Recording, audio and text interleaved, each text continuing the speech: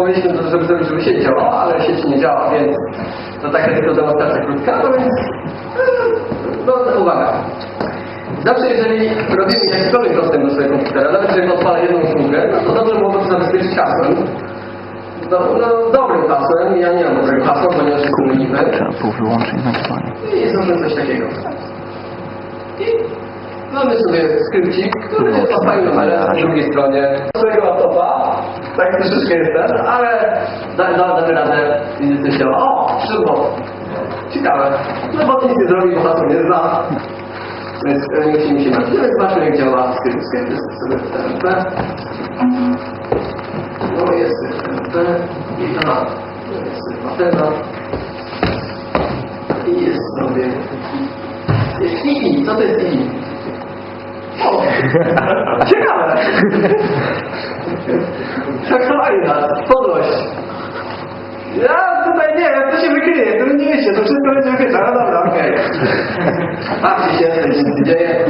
No i dobra, i teraz II to jest taki polski program, gdzie się tego można pokazać, to będzie ładny. To jest bardzo ładny temat. Na stronie producenta, dobra, producenta nie, ale... Dobra, tak. Idziemy tu. I idziemy i to jest taki program czysto Unixowy, czyli on robi jedną rzecz i ma robić ją dobrze. Tak jak wszystkie programy Unixowe w teorii miały robić. Więc to jest program, który się łączy z serwerem Unix i robi nam, no co nam robi, to zobaczmy. No, muszę robić słów, no niestety. No, zrobię sudo.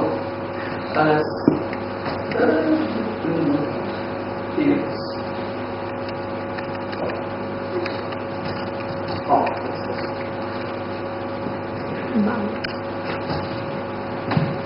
No, jak to może? Jak to może? Co za... Dobra. Co robi? Jak widzimy, mamy tutaj, jesteśmy połączeni z jakimś serwerem X. Wpisamy sobie katalog X.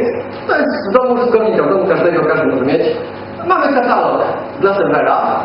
Podkatalog dla każdego jednego kanału, na którym siedzimy. I w tym podkatalogu mam tylko dwa pliki in i out. Czyli to, co chcemy napisać na kanał, wrzucamy sobie do pliku in, to, co do kanału przychodzi, to jest tylko out. No i fajnie jest, nie? Generalnie proste i w ogóle. I teraz, dlaczego to się przydaje? No to wiadomo, że no co to nic nie robi. Z tego się klienta nie zbuduje, no bo co to wpisywać do każdego pliku. Ale. A potem plecy.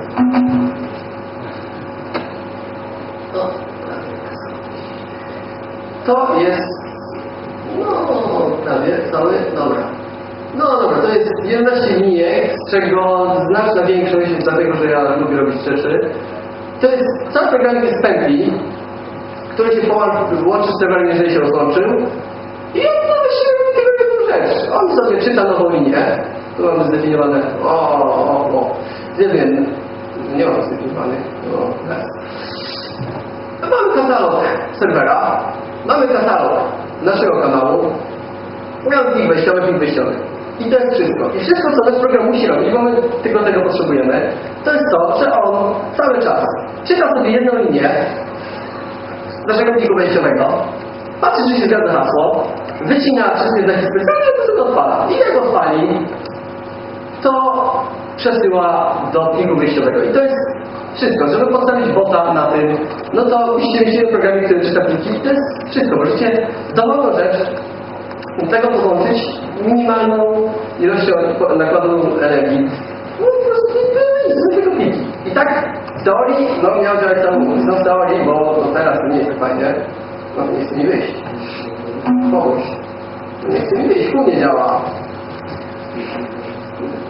No pół nie działa, co to? Dobrze, daliście radę, podaliśmy wszystko. I teraz, no w teorii to tak działa, nie? To w teorii jest fajne, no to może sobie wyjść, bo to już wszystko widzieliśmy, co było znaczenia. Pół nie działa. No nie widziałem, bo pół nie działa, no już działa. I teraz zobaczmy sobie na najbardziej podstawowe polecenie. Cat, który no w teorii jedyne co miał robić, to wypisywać, nie, to właściwie łączyć plik. No i teraz w Unixie to, żeby się nie oszukiwać, to wcale nie jest tak fajnie, ponieważ Kat ma no raz, dwa, trzy, cztery, pięć, dużo opcji. Kiedyś miał jedną. Jedyną opcją, którą kiedyś miał kat, to było to, żeby pomijać pliki, które nie udało mu się otworzyć. No a później do czego? Numerowanie linii, wycinanie jakichś tam rzeczy, no szmery bajery niesamowite. I tak naprawdę, no dobra, to już nie do końca jest w zgodzie z całym tym duchem Unixa, ponieważ kat robi dużo rzeczy, ale akurat każdy zrobi dobrze, więc wszystko to jakieś tak wybaczają, wielkodusznie. No to działa, no i co, no i coś widzimy. Spróbujcie, jak to musi wyjść. No, wyjść. No tu nie działa, to jest wszystko po co. Tu nie działa, no gdzie jest? No, gdzie tu nie działa?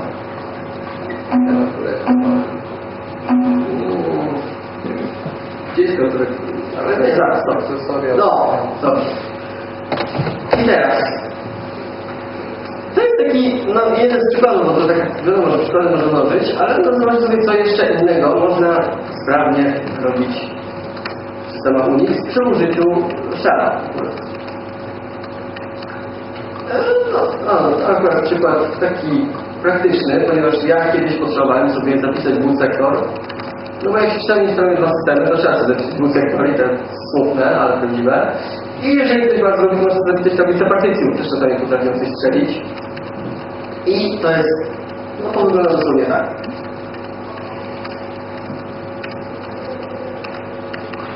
I tu jest właściwie cała linijka.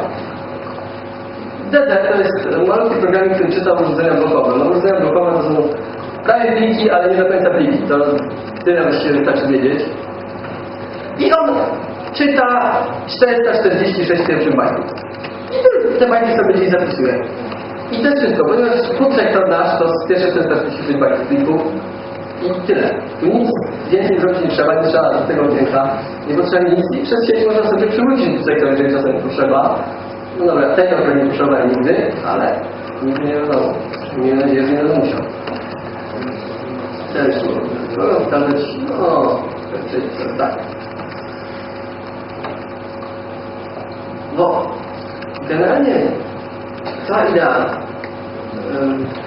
użyteczności shella polega na tym, że możemy sobie łączyć dużo rzeczy w sposób, który no, autor niekoniecznie przewidział.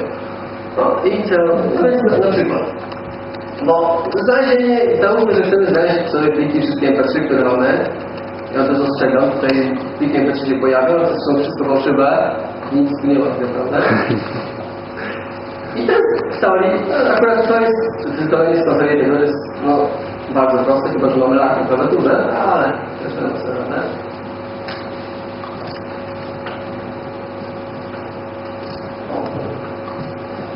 I teraz jest zabawnie. No tutaj nie do rady, o i mamy pliki MP3, wszystko fajnie. No tylko, że to jest, no wiadomo, użyteczne sobie znaleźć czasami pliki MP3, no bo czasami nam się zawieruszy jedna MP3. Ale to samo sobie nie zbyt źle. No więc teraz, żeby zobaczyć, jak przydaje się łączenie różnych rzeczy, to mi sobie czyni. Bo jedna sytuacja, którą ja na przykład miałem, to mamy sobie dużo projekt, no i wiadomo, że najczęściej sobie jakoś tam układamy, no wiemy, że są kamty, mamy windy, nie wiem, co to lubi, oka. Ale wtedy się tak zdarzy, że sobie ściągniemy dwa albumy, no i one sobie gdzieś na dysku leżą i my nijak nie wiemy, gdzie one są. No gdzieś były. I tak ani nazwy nie pamiętamy, ani nic. Albo na przykład sobie porządkujemy. I przydałoby nam się znaleźć, gdzie jest kilka plików pod DB, bo oczywiście to już, no inaczej. To tutaj, na ziemi wygląda to jest trywialne i z okienka można zrobić bez żadnego problemu. Ale jeżeli byśmy chcieli na przykład znaleźć foldery, które są pliki MP3, troszkę się trochę komplikuje. Żebyśmy chcieli znaleźć folder, w którym jest tylko jeden plik MP3, tylko takie potrzeby, no to już znowu to się trochę komplikuje. Ale teraz co możemy zrobić? No ja tutaj sobie przydałem kilka malutkich pomocy. I tak. No dobrze. Bo teraz, no bo jeżeli dostajemy listę plików, no to widzimy, tu jest zaszczep. Cała ścieżka, no na końcu jakiś tabliczek. No i chcielibyśmy, tak na razie przynajmniej, tak może później zrobimy coś jeszcze więcej, zrobić tak, żeby nie było tej nazwy tylko na końcu. No i autor zrobił sam, nas pomyśleli, Ponieważ istnieje program Dear Name. No i możemy podać na przykład